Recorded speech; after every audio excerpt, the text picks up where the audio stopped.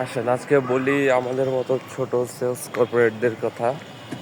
আমরা এই যে দিনে দুপুরে এখন বাজে 2টা, রোজা 10 রোজা আজকে প্রায়। আমি আজকে এখন যাচ্ছি বসুন্ধরা শপিংয়ে আমার সেলসের কাজের জন্য। কি একটা অবস্থা!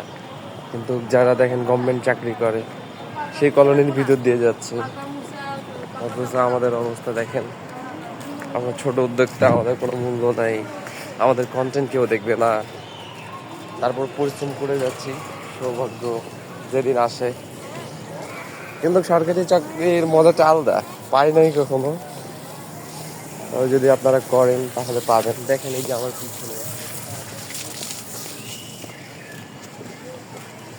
এই বড় ভবনগুলোতে আছে। যদি গভর্নমেন্ট জব করেন আপনারা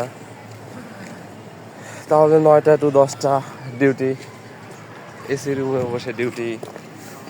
আর কি করার, কি সুন্দর ভিউ একবার দেখেন শুধু। চাকরি করলে যেরকম ভিউ, বড় বড় বিল্ডিং, এক একটা 20 তলা কোয়ার্টার থাকতে পারবেন, সুযোগ সুবিধা সব কিছু, এসি রুম, পুকুর।